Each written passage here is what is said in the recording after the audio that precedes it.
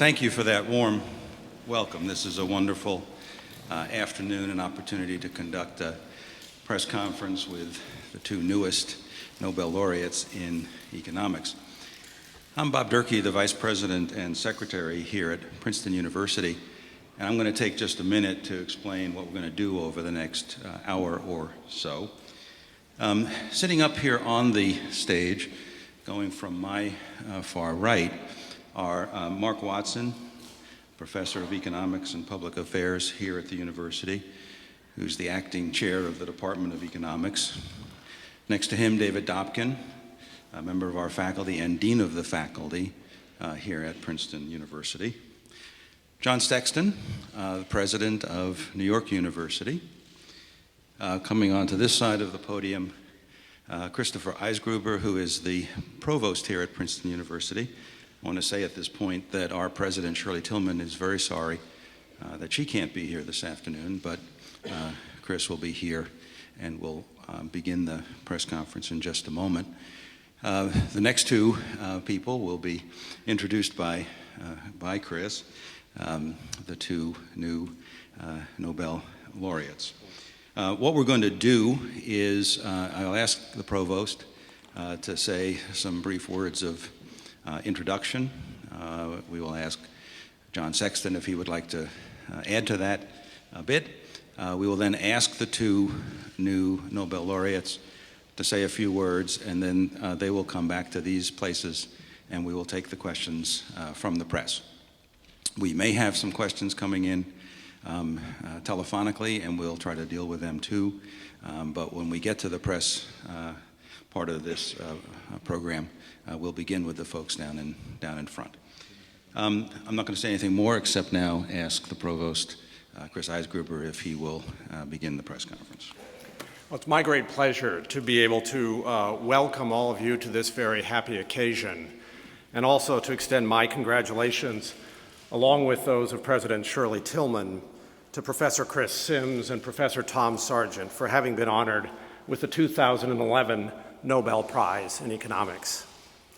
As you all know, the Nobel Prize recognizes achievements that are important, both because of their extraordinary scholarly distinction and because of their contributions to human society. Chris and Tom, your accomplishments exemplify, in the best possible way, what Princeton University and New York University seek to do through their research missions.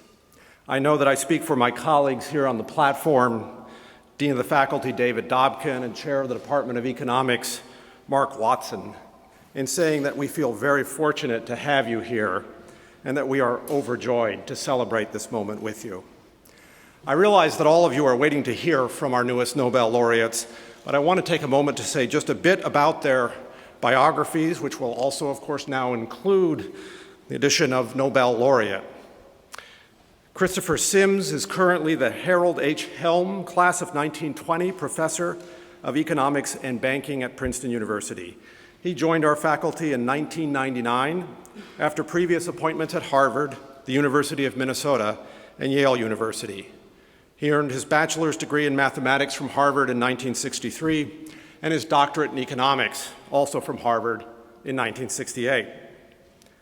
Thomas Sargent is currently the Berkeley Professor of Economics and Business at New York University and is a visiting professor for part of this academic year here at Princeton.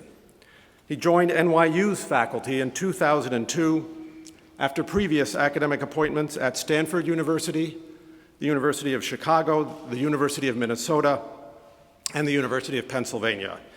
He earned his bachelor's degree from the University of California at Berkeley in 1964, and like Chris Sims, his doctorate in economics from Harvard also in 1968. I know that you're all waiting now to hear from Chris and Tom, but as Bob mentioned, we're very fortunate to have with us here my good friend, the president of New York University, John Sexton.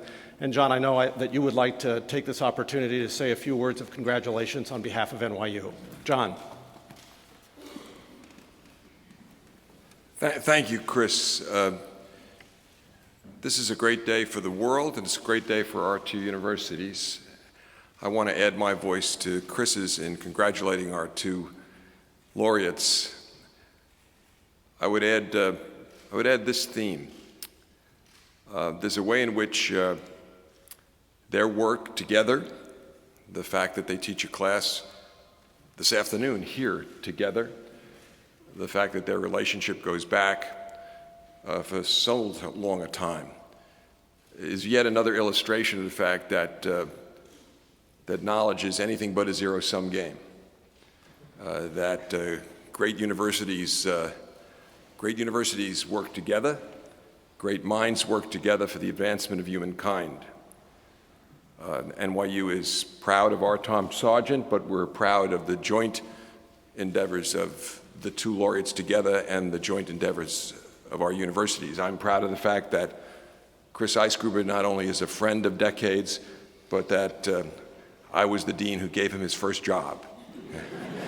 And I was very proud when Princeton made him the provost here. I consider it a gift from NYU to Princeton. And I remembered in 2002, a year into my time as president, when Tom Sargent joined our faculty. And I would just like to say this. If there were a Nobel laureate for simple mentorship and for sheer humanity, he might be winning those today as well. This is the complete package. Congratulations to both of our laureates, and onward and upward together. Thank you.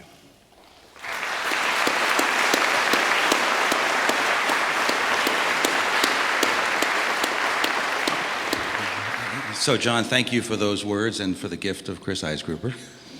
And now, Chris Sims, can we ask you to go to the podium and say a few words? I couldn't be happier to be getting this prize, and especially to be getting it with Tom, whom I've known a long time. I'm not so sure it's right to say we have worked together. It's more we have a series of continuing arguments, many of which are still going on, as I slowly persuade him of the error of his earlier positions. But I also like to think of the award as representing an award for an approach to economics that insists on recognizing the uncertainty surrounding our theories and trying to deal formally with those uncertainties using the tools of statistics, and out of that to develop ideas and insights and models that can improve real economic decision-making. There are many, many people who've contributed to the growth of these areas of economics, many of them working now both in academic departments and in central banks and governments around the world, and I hope they all feel that this award is in part to them.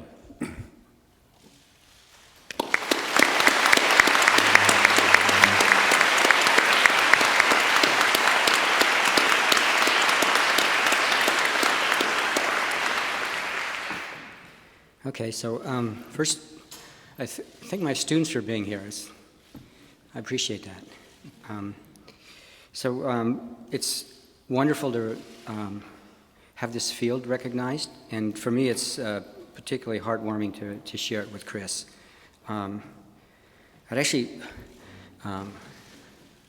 So this isn't a solo operation, the kind of research we do, so we're dependent on our colleagues and our students. And so I've had wonderful co-authors. So I've learned a lot from Chris. I've learned a lot, I actually have character by not getting sore at his criticisms, but trying to take them seriously and changing things for the better. I've had wonderful co-authors. Neil Wallace was one who took me when I didn't know anything and told me that and told me to learn things, told me to start taking some classes at the University of Minnesota. Then I had a wonderful student, Lars Hansen, who's I've written a lot of papers with and who's taught me a lot, and he's made my work better and shared his work with me. And then I'd like to thank universities, NYU where I am now, but universities where I was in the past. Minnesota was a wonderful place, partly because Chris and Neil were there. And then I had the good luck to be at Chicago and Stanford, where I met people that changed my mind on things, and met students who showed me new possibilities. Okay, so what's this area about? So my co-author and good friend Tim Cogley says this about statistics. He says, we don't know everything, but that doesn't mean we know nothing. And the kind of tradition that Chris and I work in is using a combination of statistics and models with more or less economics in it to say what we can about the world.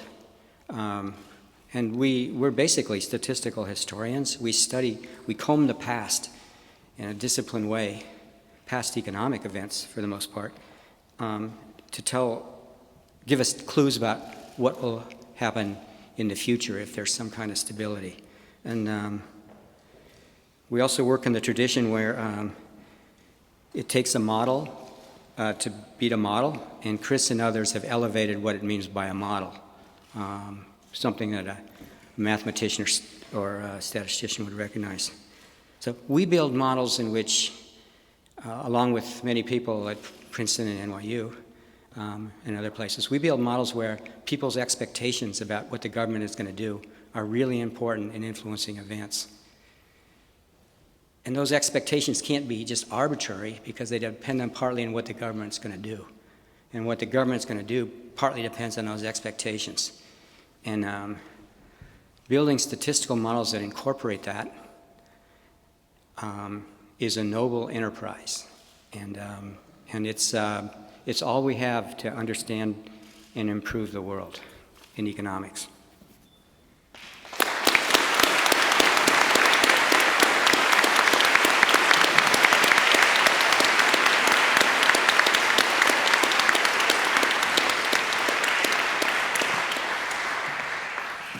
Okay, we're going to open this to the press. For those who are watching this outside this room, would you wait until you have a microphone and then ask your question? Anyone want to start with the first question? Okay, this could be the shortest press conference on record. Nobody has a question. You have a question. Okay. Hi, Walter Brandimart with Reuters. I wanted to ask you, professors, if your work is about taking the expectations of what people think the government is going to do, I wanted to see your opinion about what the government has done so far in the United States to support the economy. If you think it has been appropriate, how can we actually support the economy, create jobs? You know, those questions everybody are asking themselves.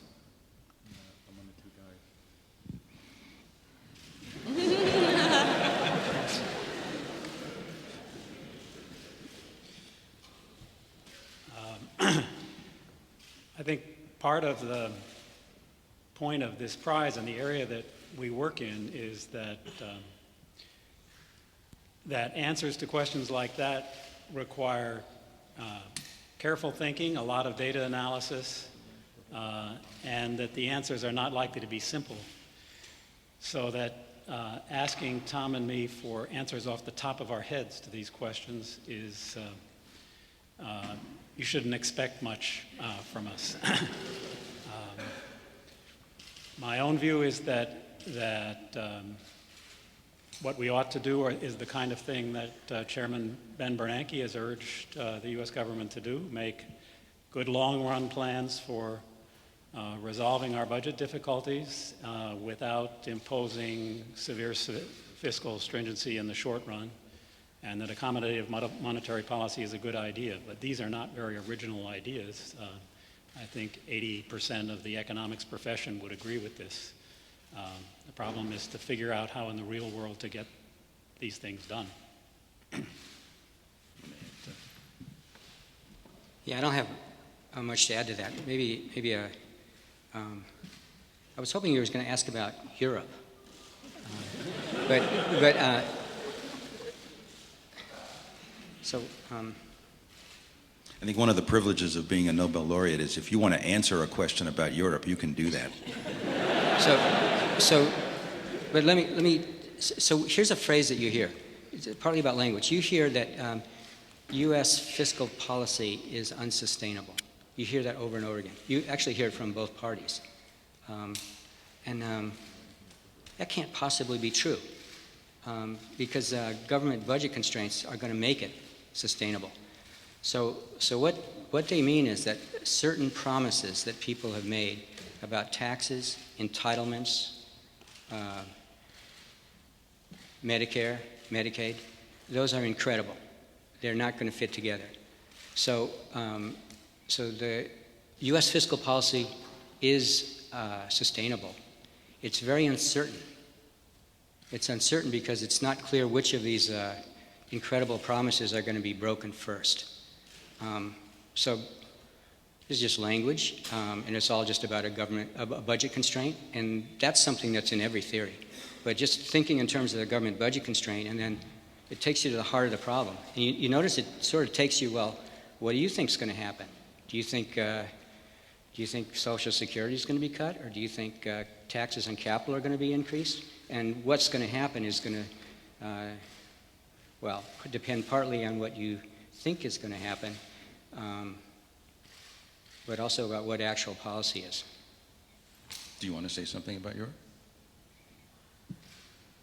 That's on, maybe if somebody asked that. Maybe. Okay, someone has a microphone. What about Europe? Nicely done. Chris?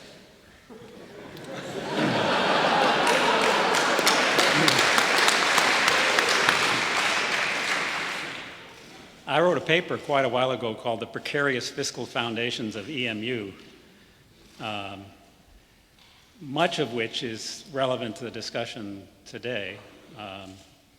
That paper was about the intertwining of fiscal and monetary policy, a theme on which both Tom and I have worked over the years, and just trying to bring out the implications of the fact that the euro was founded with a central bank, but with no unified fiscal authority capable of issuing bonds and and imposing taxes on its own, and that made it extremely unusual and raised questions about what would happen when the need for fiscal monetary coordination arose, and it certainly has arisen.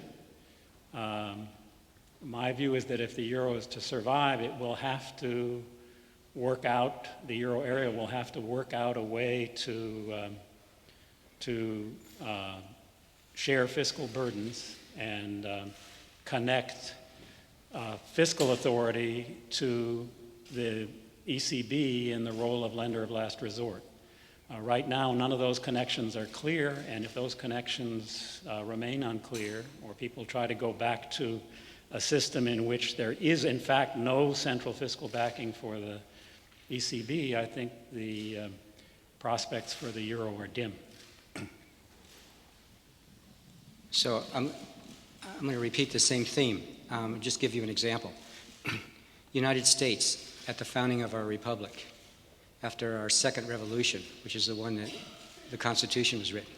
So here's the initial conditions. In the 1780s, the United States is a basket case. There's 13 sovereign governments. There's 13 states. They have the ability to raise taxes and print money. We have 13. We have a weak center. Does this remind you of anything? We have a very weak center that can print money, can't raise taxes. It's dependent on the individual states for contributions. They typically don't make them. The consequence, U.S. state, every of the 13 states, they all have debt, and the center has debt. It's going, like Eurobonds, they're going at deep discount. The government has no ability to, they're going at 10, 20 cents on the dollar. I'm getting this from a paper written by someone at NYU.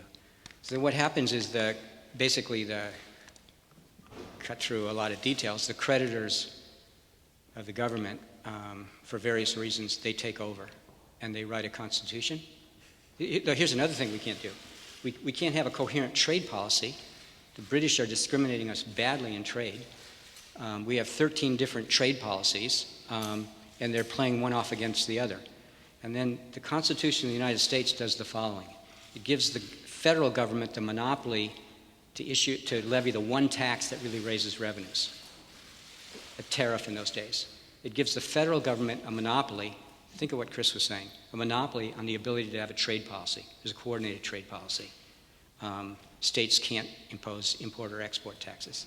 And then simultaneously, the federal government assumes all the debts of the state debts, and it raises tariffs. First thing Alexander Hamilton and George Washington did is they raised taxes, and they raised them enough to, they're basically spending 85% of US government revenues to service the bonds. And the bonds go from being in deep discount to going at par. And that's how we were born. And we were born with a determined solution to the problem that Europe is facing now. And it was a comprehensive solution done in a certain order. It was all done simultaneously through a process that looks like a miracle. The older you get, the more miraculous, and the more you watch Europe, the more miraculous that you will see. But in terms of, George Stigler said, a war can ravage half a continent and raise no new issues in economic theory. And like Chris said, there's no new issues in economic theory with Europe and the euro. And Alexander Hamilton kind of knew them. The difficult thing is the politics, and I can't help you with that, but maybe someone else can. One of the journalists who's following us on Facebook asks whether you can say anything about whether there are any particular impacts of your work on Latin American economies.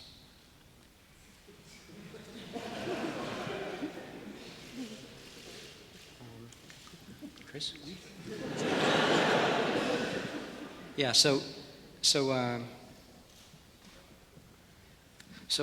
I don't know, but so I wrote a paper a long time ago about how to stop hyperinflations, and it was an empirically based paper, a little bit of theory, basically the theory Chris just talked about. It was about how to start and how to stop a hyperinflation, and the way you start it is you get fiscal policy out of control, run sustained deficits, and then you have a monetary authority that has to monetize government debt. And that will always work. And then how do you stop hyperinflations? What I say in that paper, stop doing it. And what's true is if you look at Latin America in the this isn't high economic theory, and it's not incredible data analysis, but if you actually look at Latin America from the 1970s and 80s, where they had a bunch of hyperinflations and then they stopped them using this old-time religion. So actually, like if you ask who stopped hyperinflation in Brazil, it was the poor people, because inflation's a tax mainly on poor people, and in Brazil, the coalition that stopped it was a coalition that was sensitive to that. So that was the politics there, but the economics is what I just described. Chris? Another Latin American policy issue, I don't know whether it had any impact on it, but the issue of dollarization, which was a popular policy suggestion a few years ago in Latin America. I commented in panel discussions and wrote some discussion papers that were never published, but about this issue from the same kind of perspective on the interactions of fiscal and monetary policy that we've been talking about, in which I argued that the benefits of dollarization were perhaps being overplayed because people weren't considering the impacts of dollarization on fiscal policy. In fact, some of the most naive interpretations seem to think that by dollarizing a Latin American country could start borrowing at the same rate as the US Treasury, which fairly simple economic analysis showed was very unlikely to be true. And I guess dollarization has become a less popular policy prescription in the last several years. other questions out here? Okay, in the back. Hi, I'm Jen Maxfield from WABC TV. Something perhaps a little less highbrow, but could both of the professors please explain how you were informed that you had won the prize? In particular, Professor Sims, I think there was an issue with the phone.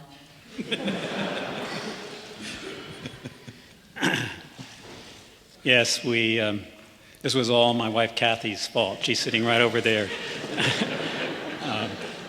The phone was next to her, and it was 6:15 and dark, and so the phone rang, and we mumbled to each other that it must be a wrong number, and she picked up the phone and fumbled with it and could not find the talk button in the dark.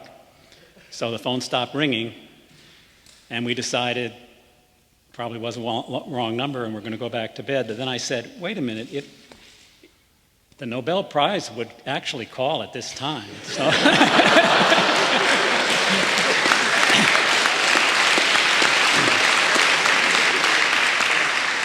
so I checked using my smartphone where the area code was, and the area code seemed to be from Texas. So we decided it was a crank call, and we went back to bed. Then they called, and Kathy said, well, if it is a prank, they're doing a pretty good Swedish accent.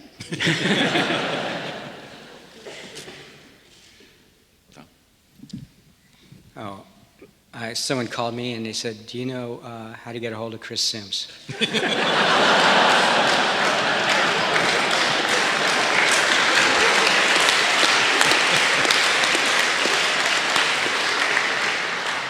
And that call came from Texas?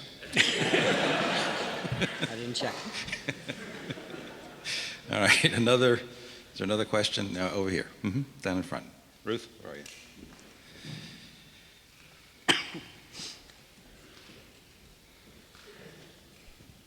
Hi, I'm Jason from Xinhua News Agency from China.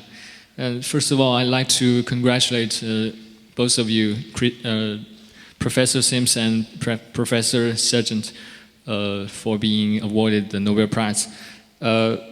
My question is about China's economy. As you may noted that China's economy is slowing down while the inflation is very high. So it seems that maybe the aggressive monetary policy right now is not the good choice for China's economy. So in your opinion, in your view, what is the better policy, monetary policy or fiscal policy for the Chinese economy right now? Thank you. Chris? No, I didn't touch it. I think a message of both Tom's and my research is that the question of whether fiscal or monetary policy is better for reacting to the state of the economy is not a well-posed question. That monetary policy always has fiscal implications and vice versa, and it's dangerous to think that one of the two kinds of policies can by itself take care of an economic problem if the other policy is off on a different track. I don't know enough about the Chinese economy to offer any very specific prescriptions for how they should deal with their current situation, I'm afraid. No? Yes. Okay, another question? All right, I'm going to ask one then. I think both Princeton and NYU are very proud of the fact that not only have you been conducting your research at these two institutions, but you have been teaching at these two institutions. Can you say a little bit about, I know you, in fact, later this afternoon you need to go off and teach. Can you say a little bit about what you've been teaching?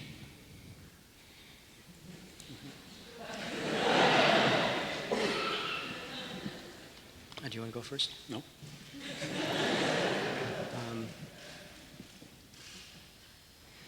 I'll tell you what I've been trying to teach.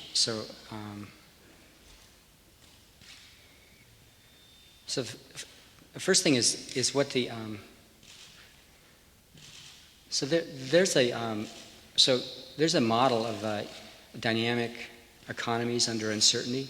That's kind of a workhorse model of all good applied economists and theoretical economists. And like any model, it's an abstraction. It makes very simple assumptions that aren't realistic.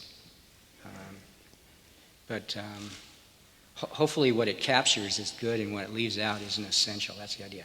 But so in my first year class, I teach this basic model because you have to understand it if you want to criticize it. And in my second year class, I start criticizing and try to improve it. And like one of the things both Chris and I have used is this idea of rational expectations, which is also used in game theory. It's called it's an assumption that people basically understand what's going on, and that you can't fool them. So that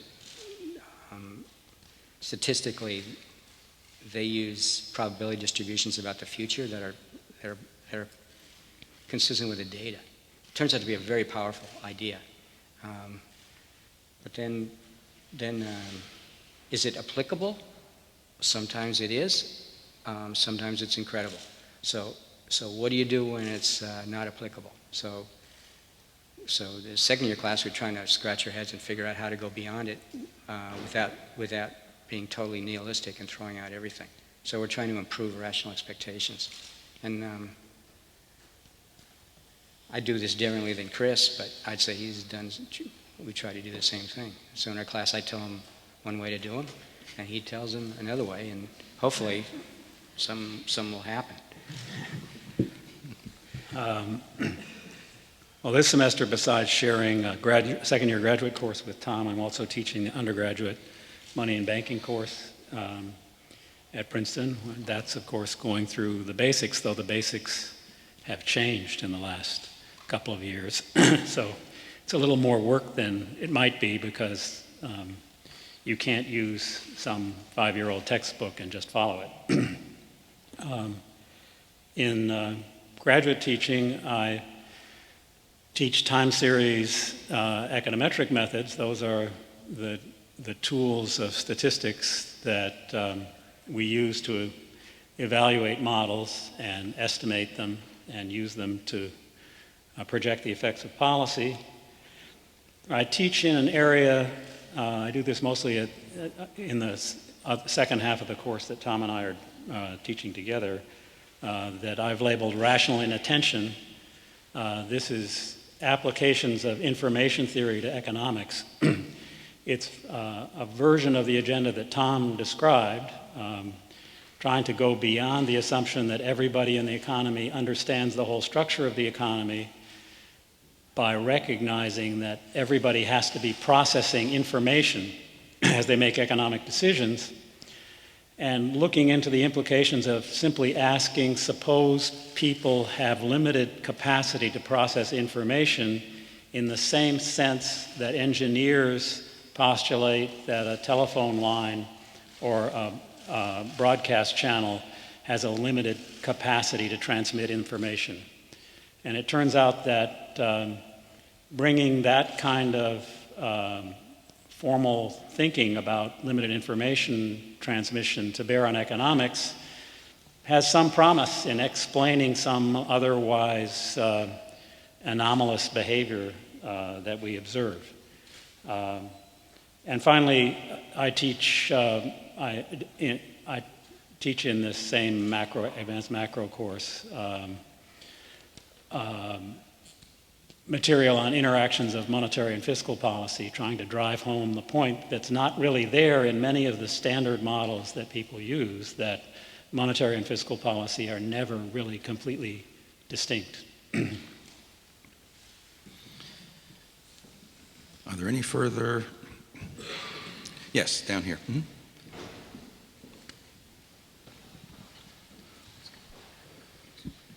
Hello, I'm Shin-young Kim from Joseon Daily Newspaper of South Korea. I have two simple questions. What are you planning to do with your prize money? And the second one is, since I came from New York this morning, do you have any view on the protests going on Wall Street?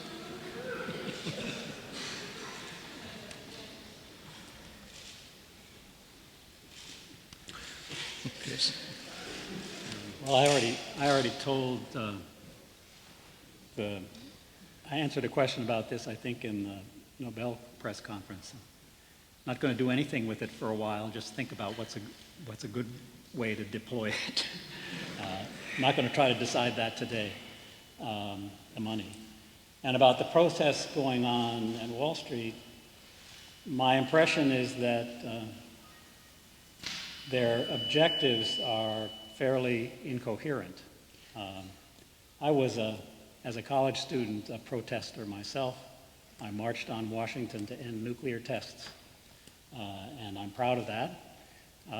So I don't have any fundamental objection to protests, and I think these protests do reflect people's a legitimate irritation that policymakers don't seem to have been able to restart the economy, and many people are hurting because of what's happened to the economy.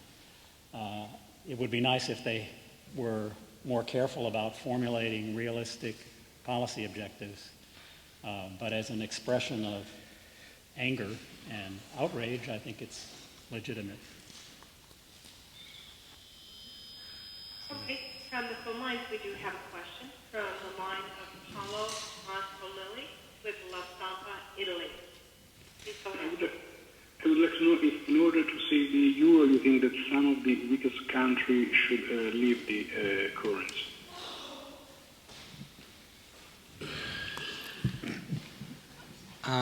That's not, okay, so in all due respect, that's not a question that I as an economist can answer. So my little story about the United States, there were some pretty weak currencies there, and none of them left. And, you know, Alexander Hamilton's, so why did Alexander Hamilton want to nationalize the debt? Because he wanted the creditors of those individual states to become supporters of the central government, not the state government. So he was using some game theory. So he saw possibilities like that. So could something like that happen in Europe? Sure.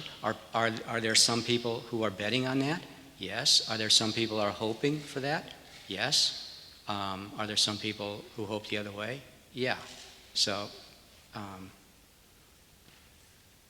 we need some, that's all. Chris, do you want to add to that answer? No, Tom's point is that's really a question about how the politics are going to work out. I think that, I think it is, one additional point is that the notion that things will get settled in the euro if only some weak countries leave it is unrealistic. That might happen as part of the evolution of the system, but it's in no sense a cure for the problems that face the euro. And did you want to add to the earlier question, or are you okay on that about protest? About protest? And what you're going to do with the money. So the question about money, yeah. I'm a living illustration of Sims's, I actually like it that he says it's rational inattention. I don't look, I'll just say that. Other questions? Here, there's a question. Over there. Okay, and you have a mic. Terrific. So the work that both of you did in the past was indeed groundbreaking, and I wonder if you could tell us a bit about some recent work that we don't all know about and that you would consider groundbreaking or a lot of potential for the future. I know it's hard sometimes to predict this, but at least what your expectations are. And, okay, I hope it's not a shrewd comment. Why don't you go first, Chris? I think it's hard to predict what's going to be groundbreaking. It'll probably be something that those of us of Tom's and my age think is ridiculous. I wouldn't really want to predict. This rational inattention idea, I have my fingers crossed that it could provide a lot of progress. There's been a steadily expanding number of papers applying it to different fields, so it might turn out to be a new big thing, but as with most new ideas, probably not. And I don't know how to make a better prediction than that. I'll just, without categorizing, I'll tell you one thing I'm excited about. So it's a project that I'm working on with a friend, George Hall, his friend at Chris's too. So it's very pretentious. We're going to write we're going to write a fiscal history of the United States. So we're collecting data on basically everything the United States has done since the beginning of the Republic to now, fiscally. And we're looking at the data in light of a few models to see if we can tell us about some of the things we have today we've experienced in the past, some we haven't. So we just want to organize the data in an intelligent way and see what it says. And we've already encountered a few surprises that the past has taught us. Question over here. Hold on for the mic.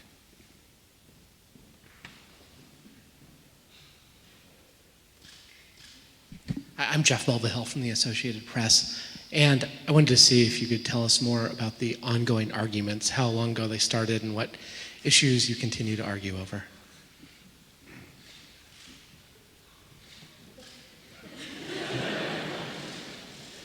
Do you want to go first? No, you go first.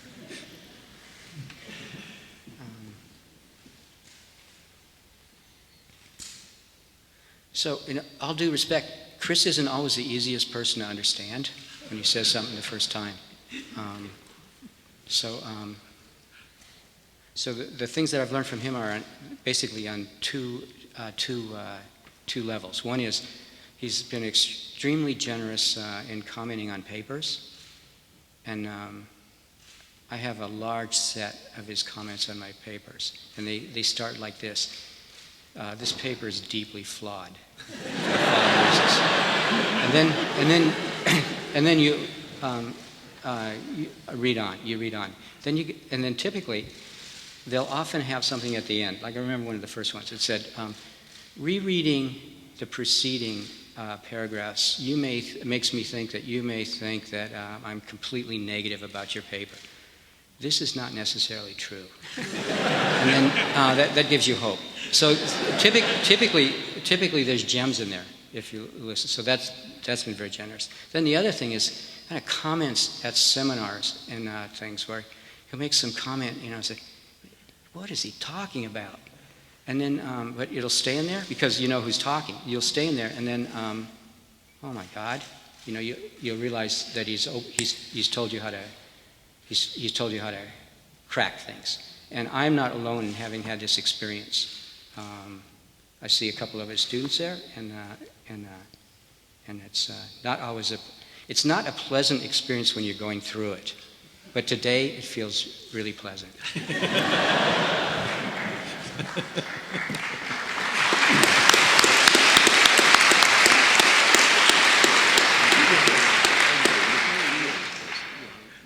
So I thought I should say something about what we actually disagree about, or have disagreed about. One area that we have drawn out in the 2 times we've taught this advanced macro course is over the question of whether Leonard Savage's Bayesian decision theory really needs revision. Tom and our joint student Lars Hansen have done a lot of work on applying variations on decision theory that attempt to go beyond Savage's framework. And I've been skeptical that these are really helpful for practical decision making. And if you want to understand these debates, you can look at our web pages. We also had a long-running argument about a topic that's summarized in a paper of Tom's that I think is called Vector Autoregressions and Advice, something like that. Yeah. Which was about the question of whether how economists can give advice to policymakers, and indeed whether it's really possible for economists to give useful advice to policymakers.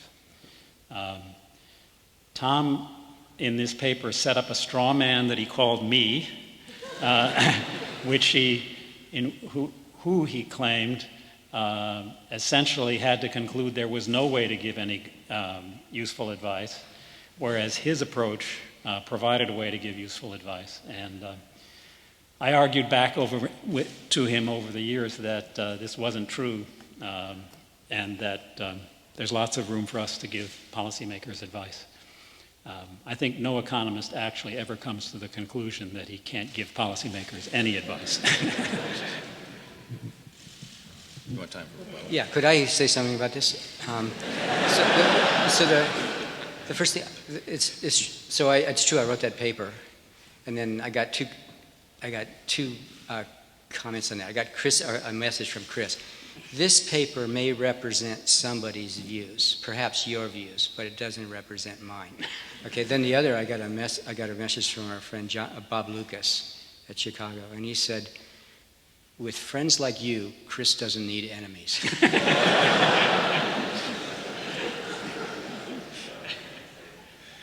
Is there another hand out there? I'm going to ask one more question then that came in on the internet. This is a question, I'm just reading the question. Do you consider that your award is a vindication of modern macroeconomics and the rational expectations concept?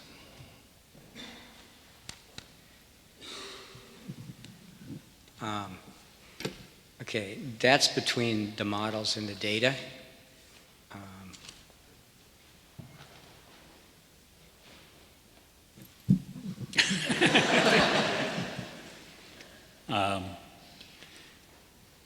Yeah, the vindication for real scientific advance in economics is not any prize. It is, I think, good for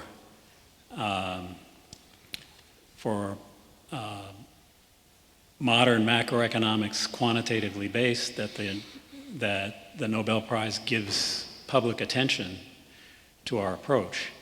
Now, the question asked about whether it's a vindication for modern macroeconomics and rational expectations.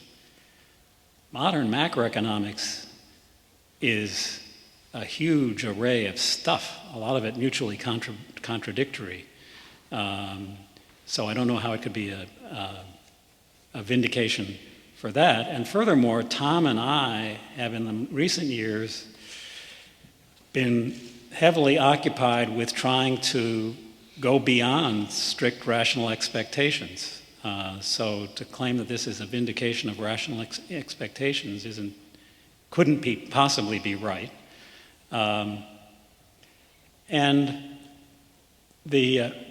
I think that there have been attacks on, quote, modern macroeconomics and, quote, rational expectations by people who would like to believe that highly technical, careful, statistically based macroeconomics led us into our recent great contraction. This is a caricature, and in fact, my view is that technical, careful, statistically based macroeconomics is our hope for getting out of the current difficulties. I think we have time for one more question, if there is one more question. Somebody's pointing to somebody. Okay, I see a hand. You don't have a microphone, but be loud. Oh, good.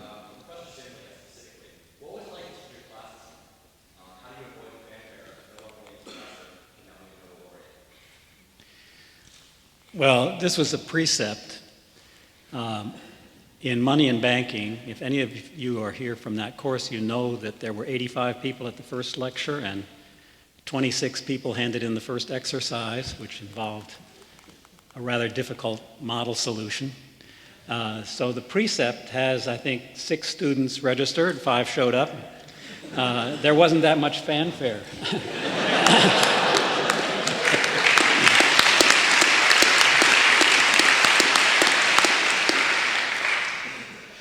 Well, there will be fanfare to come, I'm sure. Thank you for that final question. Thank you, Chris and Tom, for being here this afternoon. There is going to be a reception immediately following this press conference over in the common room at Rockefeller College. Those of you who don't know the campus, if you walk out the door, just follow the signs to Rockefeller College. Thank you both for being here this afternoon and taking these questions, and congratulations again.